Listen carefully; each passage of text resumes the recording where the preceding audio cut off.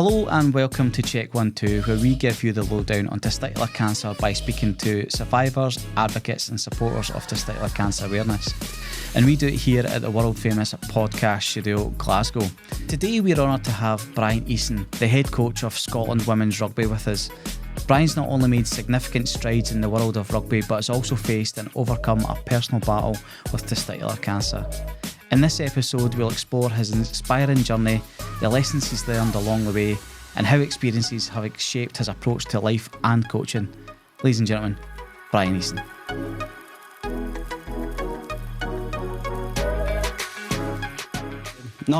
Thanks very much for coming on Check 1 2, Bryan. If you could just kind of introduce yourself and then give a little bit of your testicular cancer history, and then we can just go for there, mate. Yeah, no worries.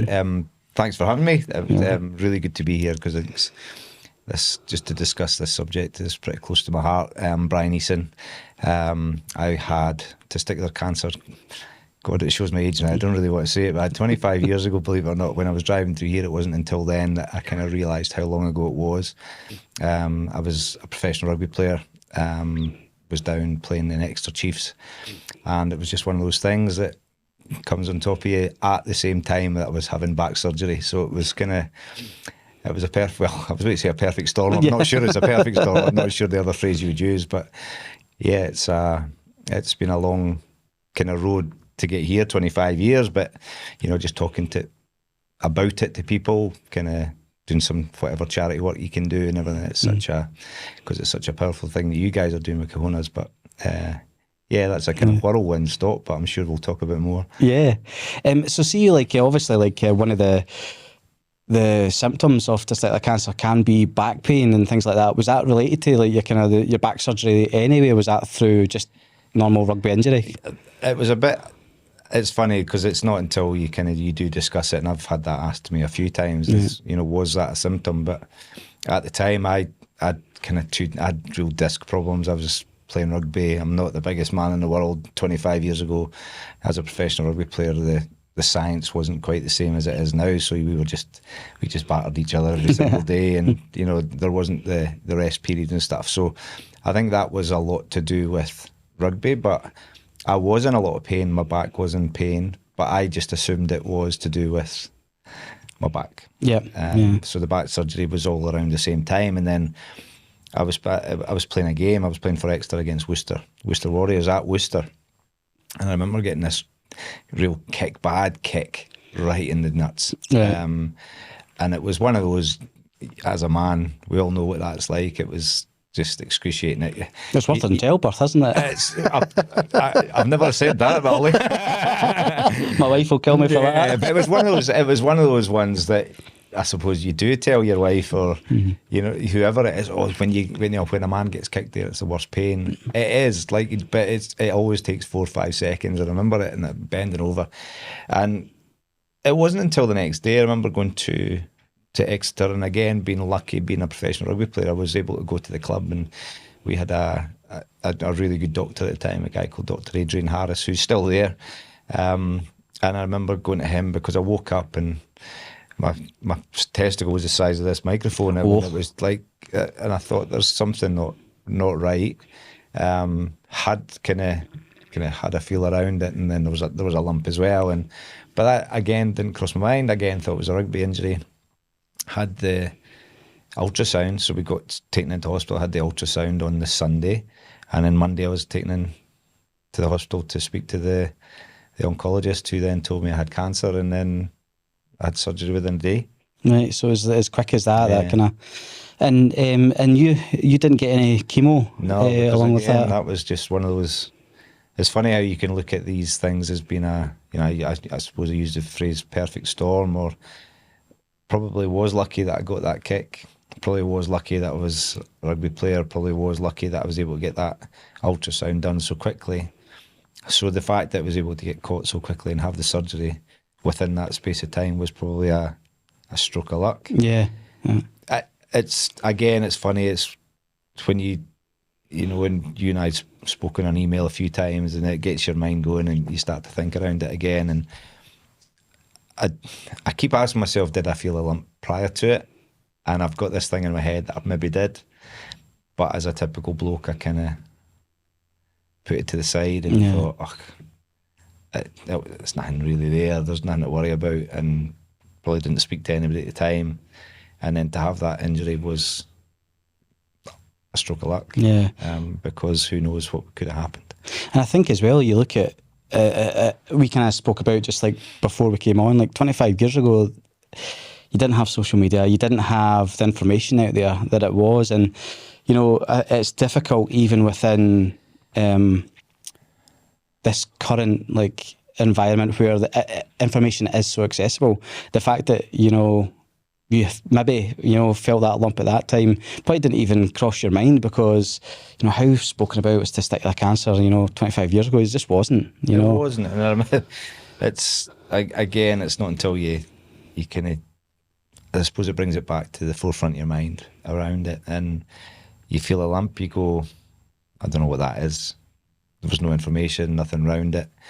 And then again, cancer as well wasn't really discussed as much then either. I think what's happening now is, you know, it's out there, it's discussed. I think men are probably being a little bit more open now than they were 25 years ago, and I think it's a great thing. But even then, I laugh, I giggle now, but I went into the hospital on the Monday, or the surgeon on the Monday, went in on the Tuesday, and was in a ward of 6.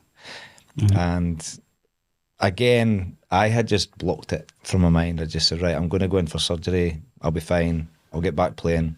I'll be no worries. I'll be back playing in a few weeks. And stupidly, I did go back and play, but that was just one of those things that I think just from my mindset, that was one I just wanted to get through it. And I just, but I went in, and this wee guy on my left hand side said to me, "What are you in for?" And I said, "I'm just in for a groin injury."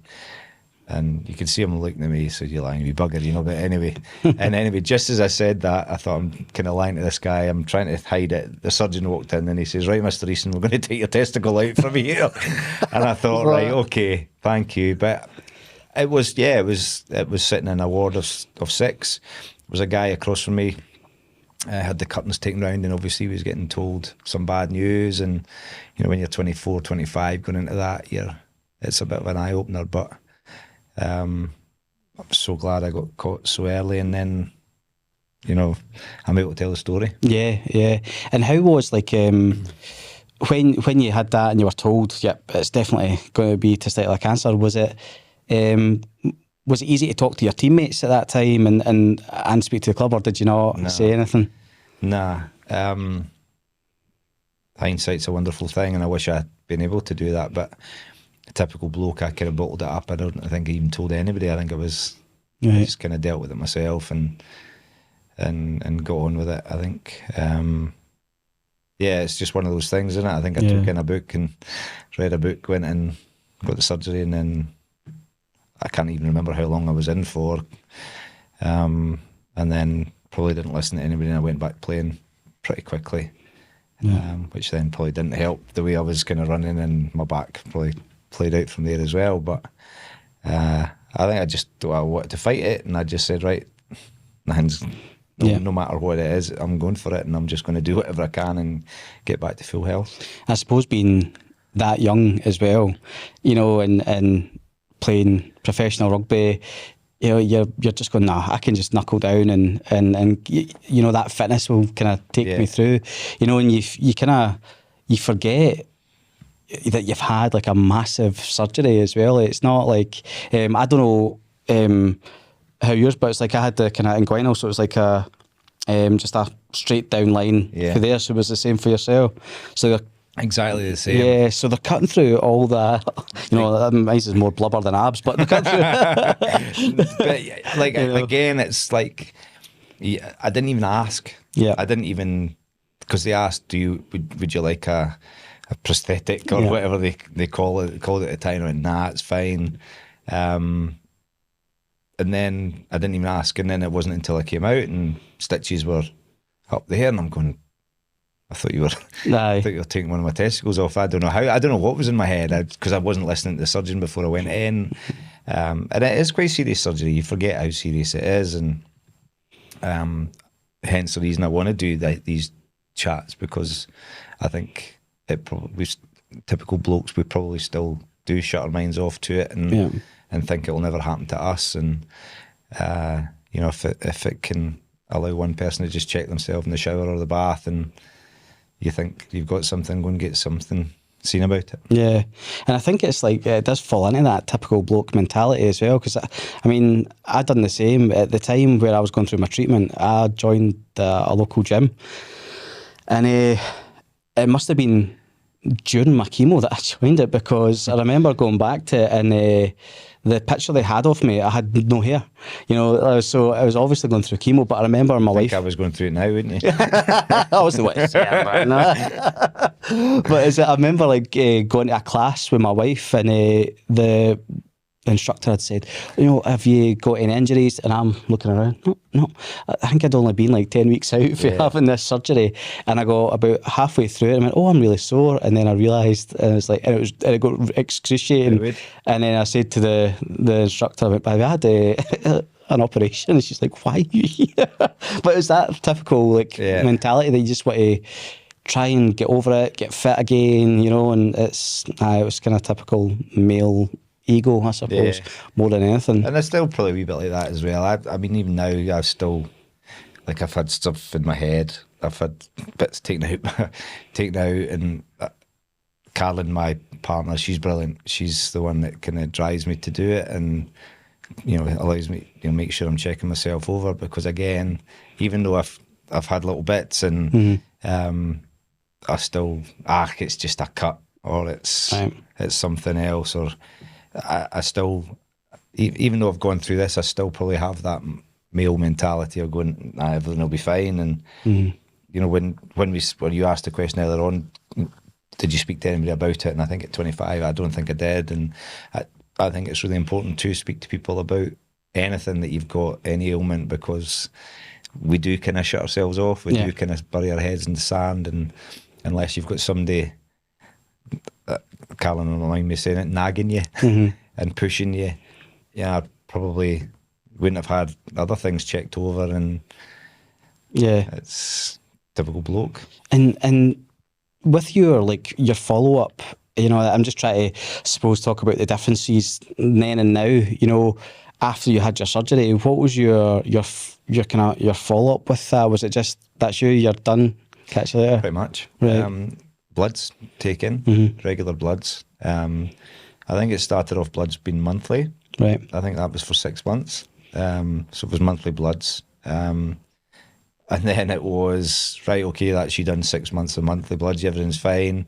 We'll see you in 6 months' time. Saw them in 6 months' time, and then it was like, shake your hand and off you go. So nothing, it was nothing really. It was, but even the post-surgery, it was, you know, out you get and go to the gym and get on with it. So to see how it's moved and see how everything's changed and just what you're doing and the social media and stuff like that as well, I think it's, you know, it's really, you know, it's so important now. Yeah, I think it's great as well when using this type of platform, because we know that the audience for something like this is very niche, obviously, you know, but it's still a potentially, in Scotland anyway, you know, 210 men a year who could tune into this. UK, you know, it's, you know, creeping up into 2,500, you know, which is still a lot of people who could get that support and maybe you know, it's like, I don't think as men we've changed a whole lot in terms of burying our head in this, you know, it's like, you know, it's like the kind of, it's ingrained in us just to go stiff upper lip and, you know, let's not talk about these things, where I think using this type of platform, you can at least engage, you know, there is something to be said about hiding behind a keyboard for some issues, you know, you're like, well, you'd rather maybe say that in person, but when you've got the anonymity to say that you have this problem and nobody knows it's you, and you get to be able to engage in a discourse, which makes it better. I think so, but I think just being able to listen to this and to listen to people like yourself or myself or whoever's gone through it, to know that it's so important to catch it as early as possible so that you can have these conversations and you're able to help others. And I wish this was around when I was going to, because then I would be able to listen to something like this and maybe be able to even question myself a little bit more. Even at the time, I didn't really know what to question. I didn't know what to think. But just listening to this, or listening to, or reading a leaflet, or like, there was nothing like that. Know how to check yourself. I didn't know anything about that either. So it's so important that that's there. But just to be able to go on a keyboard and ask somebody a question, I think it's so positive and powerful as well. Yeah, and it's great that, you know, as Cahonas, that we're kind of expanding that to be able to do that as well. And, you know, I think Richie won't mind me saying this, is like having me on board as somebody who's had it adds a different dynamic to, you know, that conversation for people as well. You know? I think so. And I think just for anybody who's in this position as well, to speak to somebody else who's gone through it, they kind of understand. You know, I was lucky that it was caught at a time that I didn't have to have the treatment. I've had to go through other things since, not related to testicular cancer. So that, you know, let's not, you know, put that out there. But, you know, other certain things that I've had to go through as well, that you do have to deal with things. But I think it's really important that people give their experiences and say and help and allow people just to, even if it's speak to one person, that's what we want, isn't it? Yeah, aye. And if we can reach one person, that changes their attitude to it as well. And I think that's why it's important, you know, like we do the kind of school talks and, you know, get into sports clubs and things like that as well, you know, doing the grassroots as well as the professional teams has been something that, you know, we've been doing over the last couple of years, and it's been great. I think as well, you know, from your perspective as a player, then going into coaching, did your cancer experience, did it impact you in a way that it kind of changed your mentality of how you were, just your mentality going forward, positivity more than anything? Did it change you in your outlook? 100%. I think you just don't know what's around the corner, do you?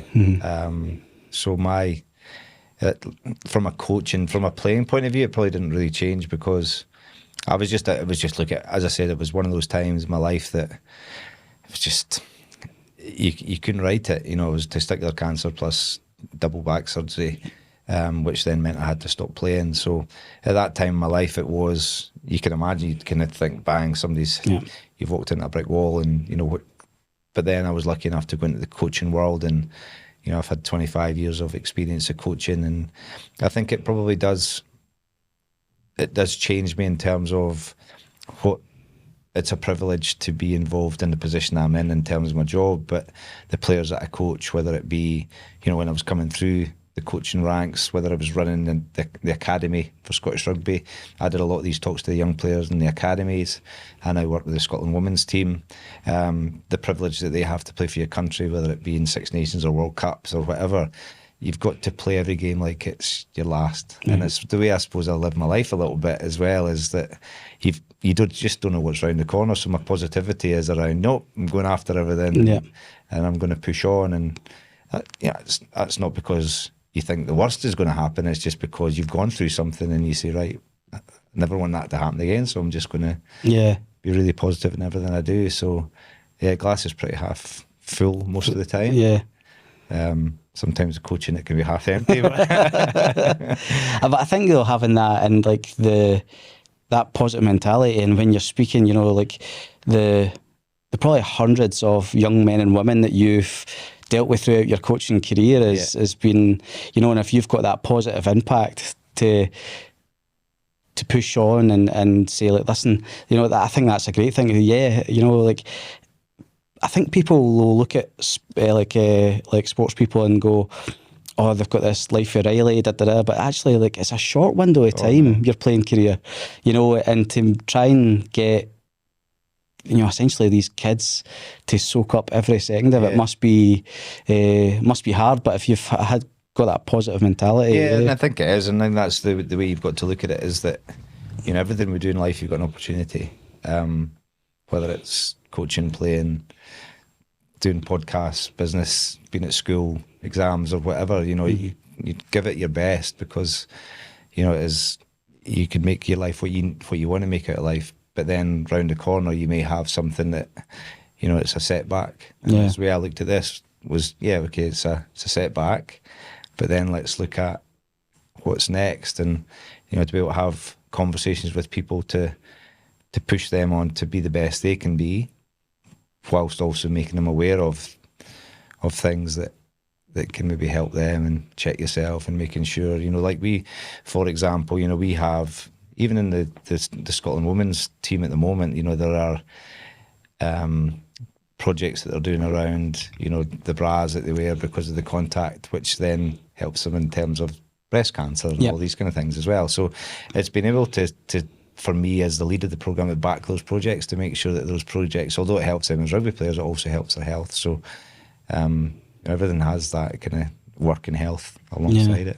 And you're seeing that more and more, and I think that's why we as Cahonas are finding that when we speak to the right person in be it a business or a sports institution or schools, it's a no-brainer. It's like, of course, because health in terms of sport or work or school is such a massive thing. I think even looking at my own life, where my son's going to be 14, and you look at all the kind of... Good luck. But even you look at all the kids in his, he plays with Falkirk, so you look at his group of pals who all play rugby, they've got a different mindset of how health and fitness, than when I played, I would be going in, hungover, when I was playing rugby half the time, But it is different, and I think that, just everything that people have around about them, the gyms that you go to in the morning or in the evening, they're stowed out, they're full, protein, the way you eat, the way you look after yourself, water, all these kind of things. It's about looking after yourself, and the world's changing a little bit, but men are not changing, and men still bury their heads in their sand, and they maybe don't say, and just getting into businesses and speaking to the right people and getting out there. And I've done talks like you have. You get past the giggling stage early, then you hit them with something, and then you get really good conversation, and it's bizarre to see people who eventually, once they've giggled, and then the realization dawns that, okay. Yeah.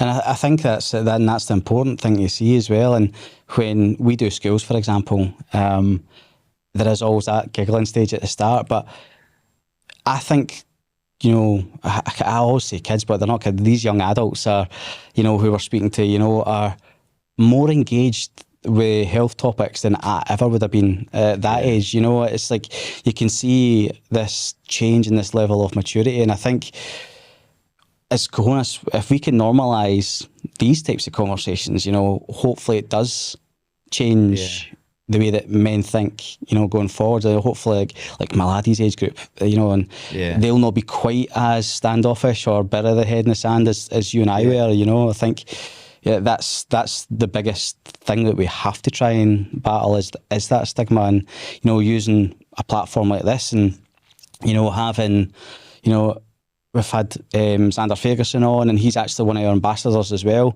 So having voices like that, if somebody can go, oh, Xander checks himself, so I'm going to do that. Yeah, and it's so important that if it's Xander or if it's Matt or whoever, it's just be aware that just because you're touching yourself and checking that you've not got a lump, you're not doing anything wrong. There's nothing sinister. You're actually doing something right.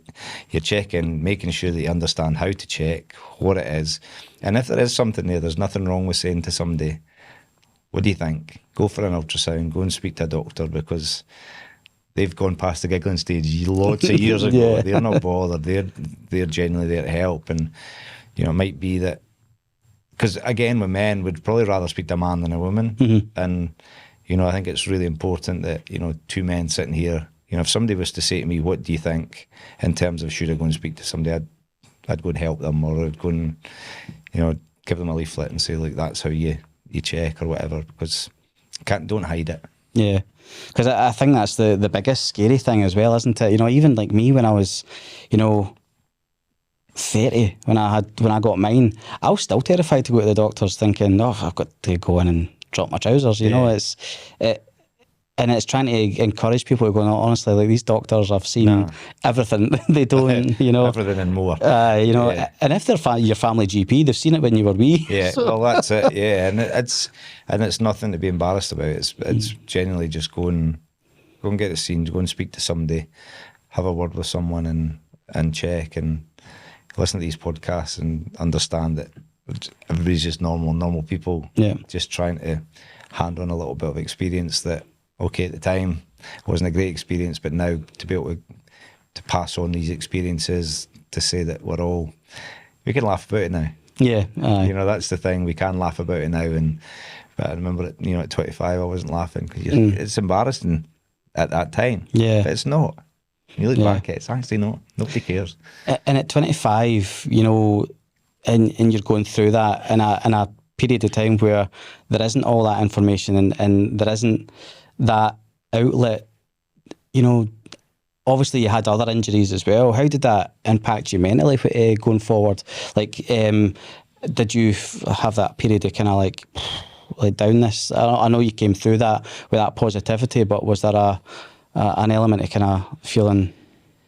Yeah, I think there was. I think it's you make decisions at that time of life when you're going through things like that as well. You're probably not proud of, and your mind's kind of going all over the place. Yeah. And, I remember coming back to play, and I remember arguing with people to say, "No, I'm going back training." Mm-hmm. I think I was training within 4 weeks. Wow. I just said, "No, I'm doing it." Just pig-headed, but I think that was probably more mental health than anything, and more around me. People, doctors, physios were saying no, and I was pretty full on. I was pretty angry at the time. Yeah. And I just wanted to train and play, and it probably didn't help my back injury, and that meant I had to go for a second surgery on that as well. But yeah, it was more just around, if I'm doing stuff, I'm better. Mm-hmm. So I had to keep pushing and going through. And would I have said at the time I was going through poor mental health? And I don't know, because that wasn't discussed either. But I probably made decisions, or I know made decisions then, life decisions that weren't the right thing at the time. So it's if you go through it and you have surgery, again, speak and talk, because I just did it all myself. And it was wrong. And is that something that, like, if you could say to your younger self, would you be like, listen, go and just speak to one of your pals or whatever? Would you, what kind of advice would you give your younger self? Exactly that. Right. Exactly that. Open up. Get your head out of the sand. Just open up. Speak to people, because there are experts out there. There are people that have gone through it. It was just, I can deal with it myself. Go away. Don't speak to me. And I was pig-headed. Whereas now it would be totally open up. St. Callan will be saying I'm pretty pig-headed now. But yeah, it's just speak. Yeah. Open your mouth. Well, yeah, and it's easy to do. That's the thing, and it's, if you've got like close friends, family, whoever, there's people out there that will. Yeah, and people care. Yeah. And that's the other thing, is people do care, and people appreciate the fact that you're speaking to them. Mm-hmm. I think initially you probably are nervous. You feel shy. You think, I don't really want to talk anything, especially when it's in, it's your genitals. You don't want to talk. You're embarrassed. Mm-hmm. People actually don't care. They want the best for you. They want to make sure your health's right, and they'll give you good advice or put you in the direction of people that understand it or know what they've been through and stuff like that as well. So burying the head in the sand is not the not the way. No, it definitely isn't. And it's great to hear, obviously, when you're speaking about, like, especially if like for the women's team and the kind of the developments they're making, and even like Braz for them playing, but also within that breast cancer thing. Because I think you look at like breast cancer 30 years ago, or anything, it was just as taboo. And I think, that's where we want to get, the conversation with testicular cancer is to be not as taboo. And I think, even coming in the drive-in today, there's some adverts on buses that would never make it. And the one that I'm thinking of, and it's honestly, and I don't think it's a bad thing, but I just think if you think about it, and because I'd literally just spoken to you to say I was on my way, I think, you know, and then thinking about this podcast and talking to you and going about your experience when it was, the advert was like this young lady smiling, and it was like a period gush was the thing on the side of the bus, and it was like this always thing. Now, if you had even said the word period, you know, X amount of time ago, you know, it's like this. It's Cahonas, like even like the word Cahonas, or you know, like I remember doing stuff a few years ago with ball bags, or like imagine saying that. Like, I'm giving you a pair of ball bags, or talking about your Cahonas. It's okay. It's people making jokes, people making, you know, I suppose being a bit smart, using the use of words and stuff like that, but it gets out there. Yeah. And, you know, if you talk about your Cahonas or your ball bags or whatever, it's helping. It definitely is, I really like it, but there are things, even now, as a 50-year-old man, when I see these always things, I still get embarrassed. But it's true that you can go, oh, but there you go, that makes sense though. But it's, but even like, I went to do a talk with, one of the kind of bigger institutions, I won't name it as such, but one of the talks got pulled because they needed to run something through their comms. And basically, like on the ad, they wanted me to redo the poster that I had sent out to them because it had the word balls on it, because they didn't want to offend anybody. And that's what was going through my head when I saw that advert today. I thought, you know, like they were worried about the word balls. Yeah. And then, but you've got that on a bus, and they should have that on a bus. Yeah.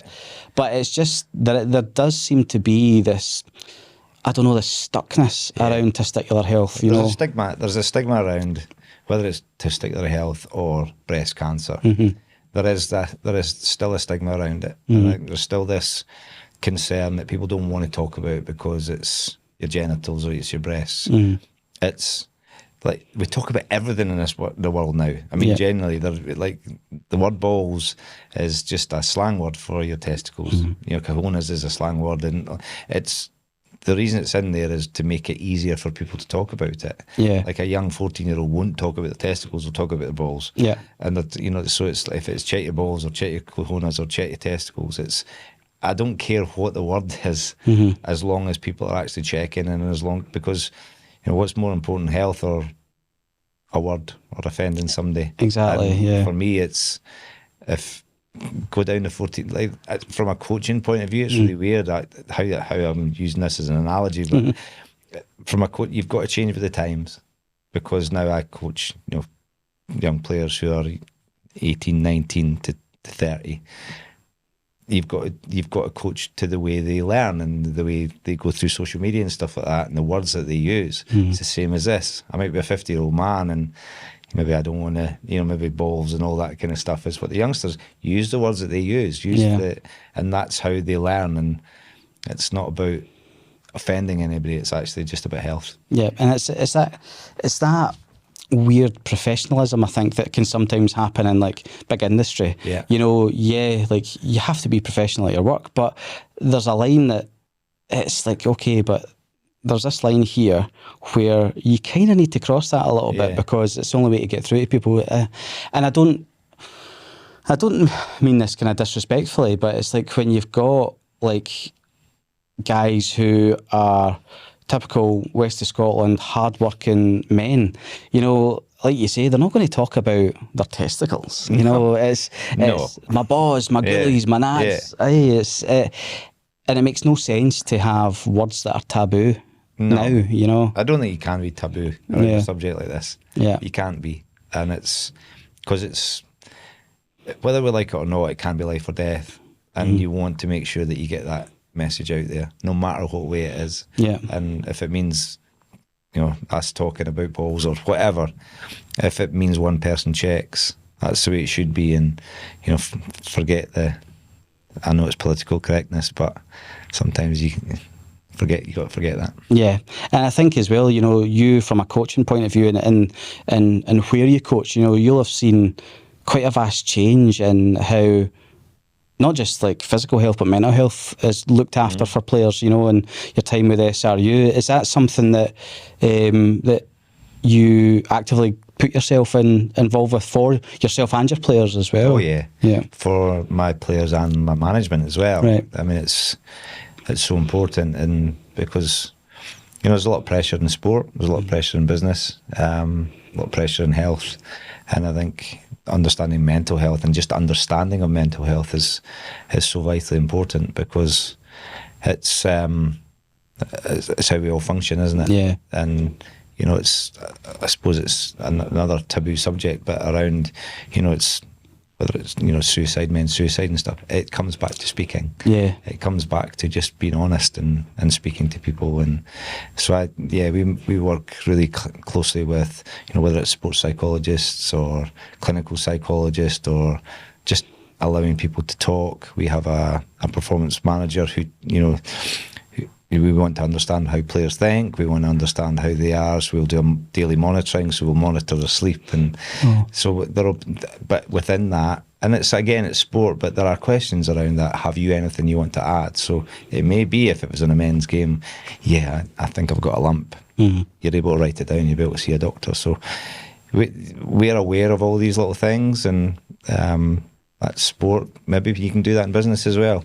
Is there anything wrong with just having a little questionnaire, or how are you today, or that makes sense actually, to do it like that as well. Again, it's not quite that formal face-to-face thing, but if you can mark a box, and then a box. and then somebody goes like, Bryan, come here. And you come and can I speak to you, or there's somebody, you might be a nurse or whoever it is that you have in your organisation that can just help, but there can't be any taboo subjects anymore. No. And I think as the more and more I have these conversations, we've had guys who are probably the same age as you were when you had yours as well, that kind of 23, 24, 25 mark, and so I'm old father time. You're old father time, yeah. And I think, but that's the good thing as well, is that we get to speak to you, and it's like you got guys like myself and Bertie as well, who are in our 40s, and it's you get that whole gambit of like how you have dealt with, will deal with, or going to deal with, but I find that a lot of the kind of conversations, I forgot about this, but that mental health aspect of going through the surgery, and I think you kind of forget, you've lost a testicle, and that's quite impactful, whether you actively think it or not. Yeah, even when you're saying that, it still kind of hits me a little bit. Yeah, because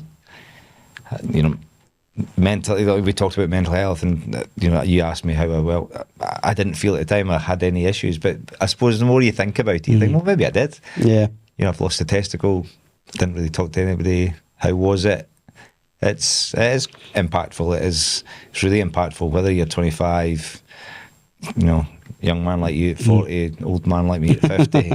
I think it's so important that whatever age you are, talk about it and get it out there. Yeah, and I think being able to talk about it in that sense as well, and have them married together, to know that you're not alone in it. I think that, and that's the thing that I found that as Cahonas has grown in terms of what we are able to give guys going through it in Scotland.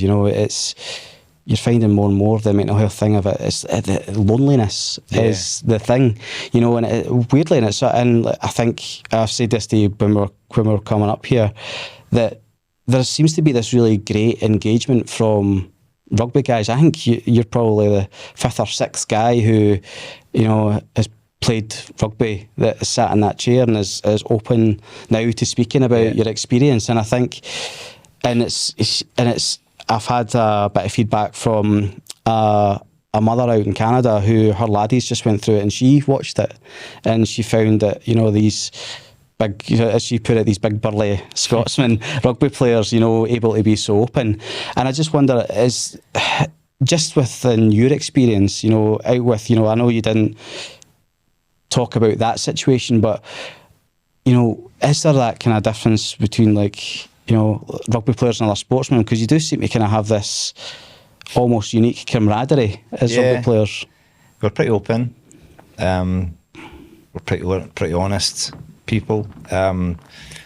even from a rugby playing point of view, or the way we work in professional, we review a lot, and we encourage open and honest conversation. We talk about psychological safety, all that kind of stuff within an environment, and what that actually means is it's actually be brave. So we encourage people to be brave and feeding back, and whether it's about rugby, whether it's about a game or whatever. And if you're in an environment where you trust people and you're encouraged to be brave, you're encouraged to feed back, I think that then carries on in your life. And that was the way I was kind of brought up in that rugby environment, is to be open and to be honest and to help. And from my coach, I would encourage people to do that. Coach my management to be like that. And I think then that if we're doing that on a day-to-day basis within the business or the sporting world, you're then being able to be open and honest with others as well. And I've got no issues with sitting here and talking about it. I've got absolutely no issues with if there's anybody listening to this wanting to get in touch and ask me anything or have a question, I'm more than happy with that as well. It's not that's how we are, and it's just what I've been used to. And I can't comment on other sports, I can't comment on other people, but from the rugby people I know, I think they would sit here, they would sit over a pint, so why would they not say this? Well, yeah. And that's not a kind of a dig or anything at the kind of other sports or anything, because we've had some great interactions with the other sports and they've been great, but there just seems to be, I don't know, just a more of an eagerness to talk about it, or like you say, like a more openness to kind of engage with it.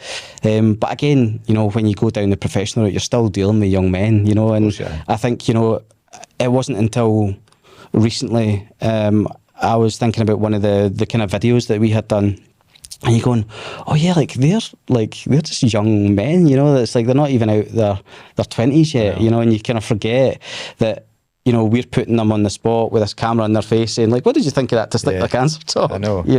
And it's just having the maturity around it, and the maturity to talk about it, and the maturity to know that what you've gone through will actually help other people. And that's what I love about this, and that's what I love about being able to just talk about it and be open. But we talk about a lot of things in that changing room, so this is easy. This is the easiest part of it. So, I mean, just as a kind of, I suppose a round up as such, what advice would you give to somebody who could be listening to this, that's at any stage of their journey, if they're starting it, in the middle of it, at the end of it, is there anything that you wish had been said to you, or that you could say to yourself, back in your 20s? Reach out and speak to people that have gone through it, speak to people who have got the experiences, and ask questions. Don't be shy. And I think it goes back to the taboo. It's about your genitals, it's about your testicles, your balls, whatever you want to call it. Sometimes, as a guy, we just don't really want to talk, and it's not embarrassing. It's just it's another part of your body, and the more you talk about it, the more answers you'll get, and the more answers you get, the safer you'll be in terms of your health and understanding. Whereas sometimes if you hide it, you just don't know what's going on. That would be the biggest bit of advice I would give, is reach out, don't be shy, ask questions, and if it's reach out to me or you or to anybody else, please do. And don't jump back into training 4 weeks after. No, don't play rugby.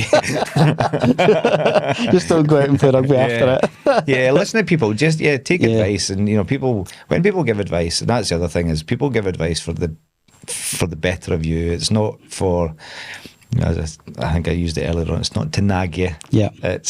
They just do it because they love you, or because they want the best for you. So whether you're happier speaking to loved ones, or whether you're happier to speak to somebody you don't really know, it doesn't matter. Just speak. Brilliant. No, Bryan, thank you so much for coming on and sharing your experience, and being a supporter of Cahonas as well. I think it's great to have guys like yourself, still champion that self-check, so thank you so much. Just keep checking. Thank you. Cheers.